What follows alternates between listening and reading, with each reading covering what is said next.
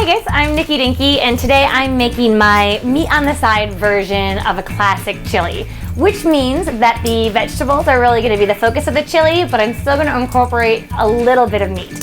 I'm going to have it kind of be the accent. So to get started, I have my meat. You know, if I'm going to use a little bit of meat, I want to make sure that it's front and center. So in the pot, I've got a little chorizo, and I'm getting it really nice and brown and some great color on it. I'm just going to take this chorizo out of the pot, and I'm actually going to leave in any fat, drippings and stuff that have collected in the bottom of the pan.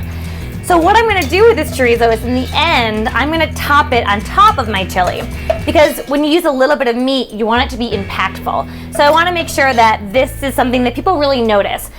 So the fat is going to really infuse its way into the rest of the chili, and then this is going to be a really great topping and something that you're going to notice when you first bite in.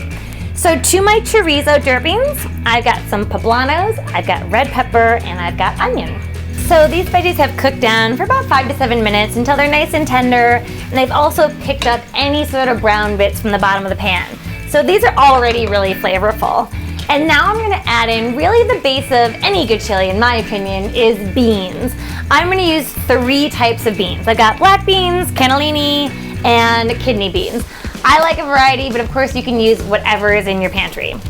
And these have just been rinsed and drained before I put them in the pot. Pretty. And a little garlic always makes everything a little happier. So along with these beans, I'm gonna add in some really bold flavors. The way that I'm doing that is with ancho chili powder and cumin. So cumin is something that I think a good amount of us are familiar with. The ancho chili powder is a little bit different. It's actually made from smoked poblanos, and we've already got some fresh poblanos in here, so I think it's a nice marriage. So I have a full tablespoon here. I'm gonna go a little bit shy at first, add about half, because it is a little spicy, so I can always add more later. Now, this is pretty good, but we wanna give something saucy and somewhere for it to kind of go.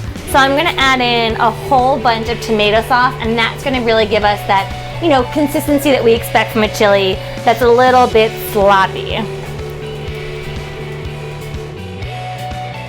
Also, for a little liquid, and to give it really some tang, because I like a chili that's meaty and hearty, but still kind of light on my tongue, I've got a little bit of salsa verde, or green salsa, and this is made from tomatillos, which kind of have this nice acid to them. So I'm gonna pour this right in, and it's really gonna give a little bit of a tang to this chili and help balance some of that tomato and some of the other heartier flavors.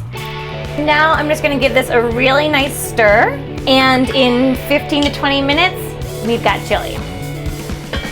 I like to cover it. It helps it cook faster, helps keep in some of that moisture, and it keeps the chili off of my shirt. So while the chili cooks, I'm gonna make a really, really simple cherry tomato salsa to go on top. So right here, I've got just a pint of cherry tomatoes that I have, cut into quarters. And then I'm gonna do some lime juice and some cilantro. And I don't mind going a little heavy on the lime juice, because I really want that acid to help kind of wake up this chili when you're eating it. Then my cilantro, and a little bit of salt, because salt needs tomatoes and tomatoes need salt. Okay, so we just toss that, kind of let the lime juice really get into the tomatoes. And when our chili is done, we will be ready. All right, so we have chili, and I love it. 20 minutes, and look at that thick, delicious chili. The chili is gonna be done when it's a little bit thicker and a little bit darker and kind of just looks like chili more. We're just giving this stuff a minute to really come together. And we wanna make sure that it has plenty of salt, because we do have a lot of veggies in there, and veggies need salt. And then this is a good point where you can taste it and see if you want to add any more of that ancho chili powder. But I do want to add in one last thing. I've got some cilantro here. Same idea. I just want to bring a little freshness to the party and, cut through any of that richness. So guys, this is it. All right, so shall we eat? And if you don't have a ladle, a measuring cup works just fine. Okay, now last but not least, we're gonna add in a little bit of that brown and crispy chorizo. And this will warm through again as it sits on this super hot chili. And once again, we're putting it right on top, front and center, so that we really notice the meat. If I incorporate meat in my meals, I wanna make sure that you notice it. And once again, to balance out any heavy flavors, a little freshness with our cherry tomato salsa. And if you wanna get crazy, a dollop of Greek yogurt. Tastes just like sour cream when it's in the chili and gives you all that creamy freshness that you might want. Now I think we're ready.